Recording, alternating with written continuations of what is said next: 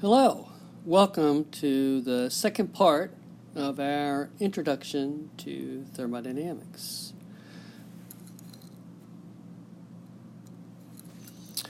You may recall in our first thermodynamic video we talked about the first law and just laid down some of the basic fundamentals.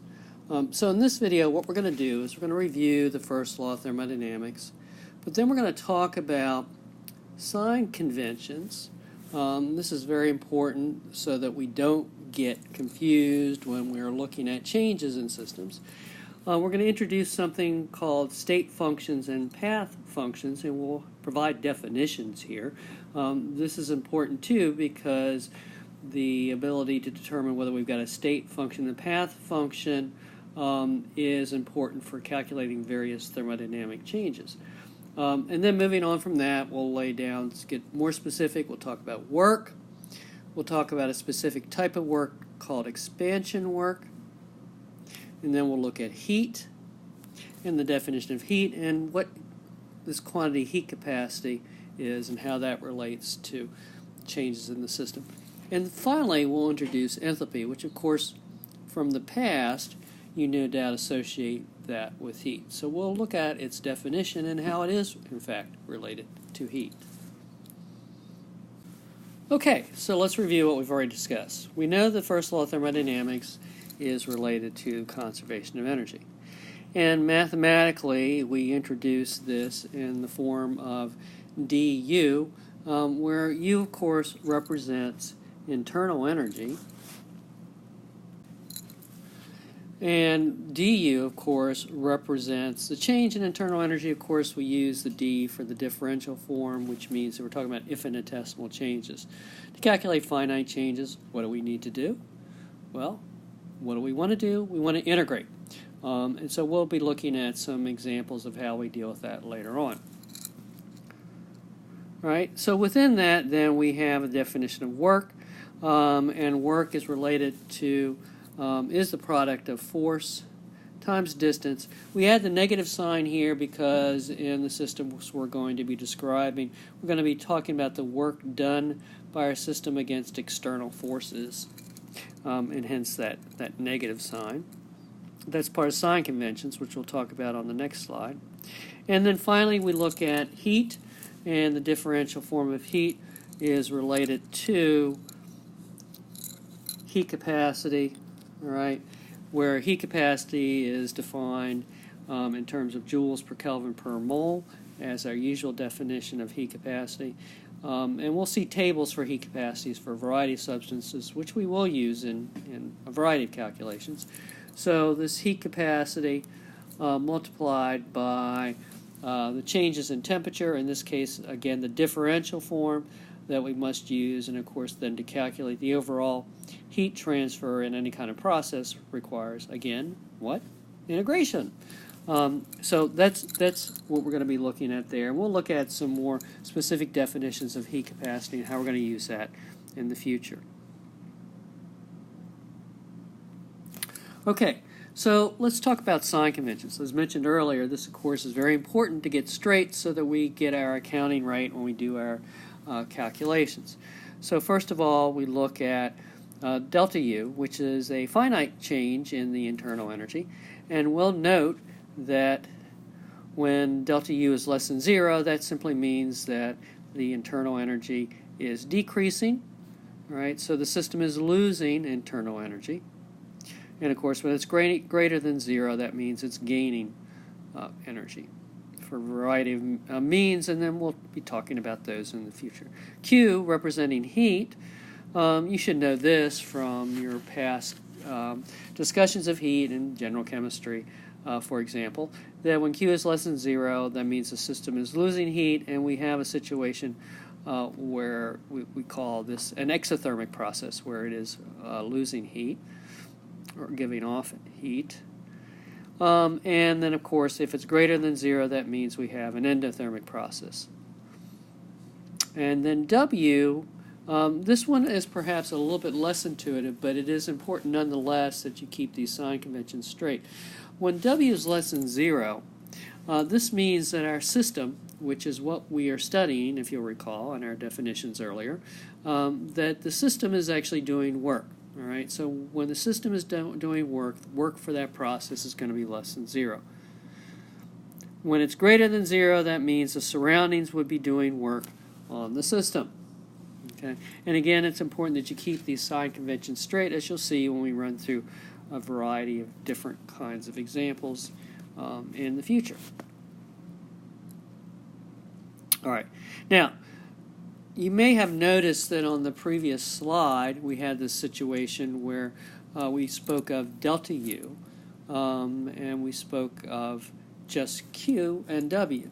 And why is that? Why do we not use delta Q and delta W? And let's just slide back to that previous slide here for a moment so that we can see what I mean by that. So you'll see that it's Q and W, and then we have delta U. So why not delta Q and delta W? Well, so what we have here is an example of the situation where we have to distinguish between what are called state functions and what are called path functions. So suppose we have a graph here where we are plotting the internal energy on the vertical axis versus the path for a particular process along the horizontal axis. And we start in state, which we'll call A, and we end up in state B. Well, it should be pretty obvious from this that the change in internal energy for that process is just the difference in internal energy between states A and B. And what's key here is it doesn't matter what the path is. If we go directly from A to B, or if we take this rather circuitous route to get from A to B, delta U is the same regardless of the path. This is different for path functions. So delta U is in fact independent of the path, but path functions are those which actually depend on the path. So the two paths drawn here would have different values for path functions, and it turns out that Q and W are both path functions. They will depend on how we go from A to B, and they'll have different values, and that's why we don't use the terms delta W and delta Q. For path functions, we just use Q and W. For state functions, we'll use the delta. And we'll see many other state functions as we move through our discussion. Right now, internal energy is the first of those that we've introduced. All right, so now let's look on to a specific example of work, and this is called expansion work.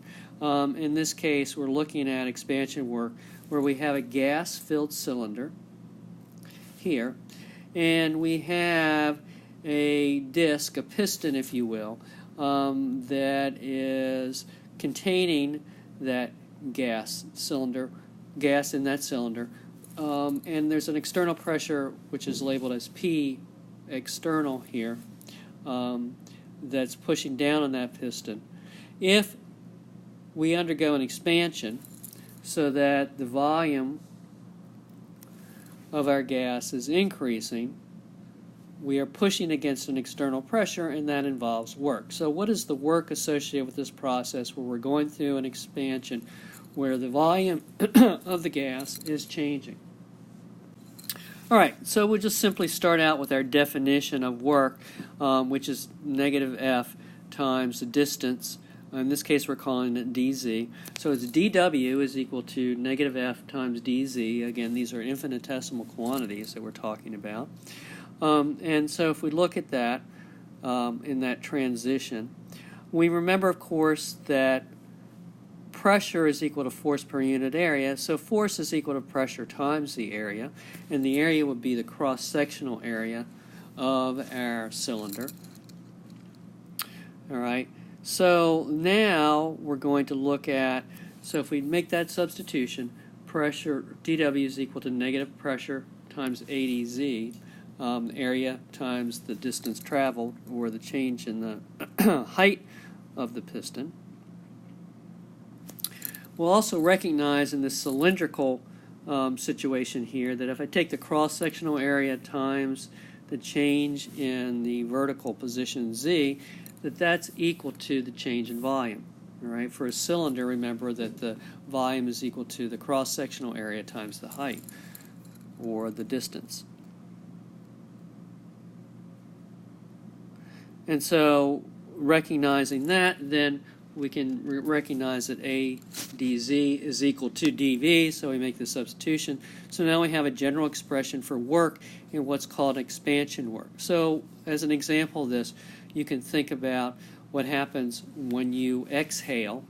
All right, you're breathing air out. The air is expanding against external pressure, so your lungs are doing work by pushing that air out, and we can use this simple expression to actually calculate the work done as the air is pushed out. Now, how do we do that? Of course, as mentioned earlier, since we have the differential form, of course that means we need to integrate. So the work done is equal to this integral for this type of work, this expansion work. So let's look at a couple of examples here, a couple simple examples. Let's consider a constant volume process.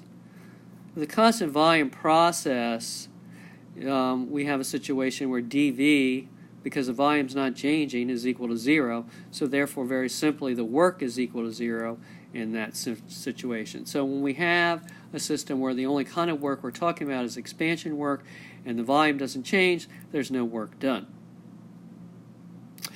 Constant pressure process, well, in that case, we have what's called an irreversible process when the pressure is constant throughout the volume change. And so if we take our equation here for work from the previous slide, we have to evaluate the integral. But the pressure is a constant, so that means we can bring it outside the integral, and we evaluate that integral, and all we've got then is this simple situation where work is equal to negative of the constant pressure, the external pressure, times the change in volume. Very simple. Okay. One thing that you'll note is that if the volume increases, if V sub F is greater than V sub I, all right, so if we're talking about a process where we're talking about a true expansion, when the volume increases, then work is going to be less than 0. And again, that should make sense because if the volume is increasing, our system is pushing against an external pressure, so our system is doing work. And when the system does work, remember, that means that work is less than 0 by our sign convention. If we have a situation where the pressure is changing, we refer to that as a reversible process. And we're not going to go into this in much detail here, perhaps later. But this is what we would call a situation where in the reversible process our system is in equilibrium with the surroundings, so that we are talking about a process which undergoes a system or a sequence of infinitesimal changes. All right? And in that case, when we're undergoing infinitesimal changes, the external pressure and the internal pressure are actually generally very close to each other. And in that situation, the pressure is not constant, okay? And the pressure is not constant, then things become a little bit trickier because in the case of the constant pressure, we could pull the pressure outside of the integral because it was constant. But we can't do that here because it's changing. And so in order to solve this equation, to do this integration, we have to have an expression for the pressure that shows how it changes when we change the volume. And there are several different expressions we can use. The simplest one, of course, is the ideal gas law. But that's something we'll talk about later on when we take a look at some specific examples involving this kind of work. Now, finally, what we want to do here is introduce enthalpy. You no doubt have associated enthalpy with heat when you're doing calculations. For example, in general chemistry, you calculated delta H for a chemical reaction, and you always associated that with the heat lost or gained in that particular reaction, exothermic or endothermic.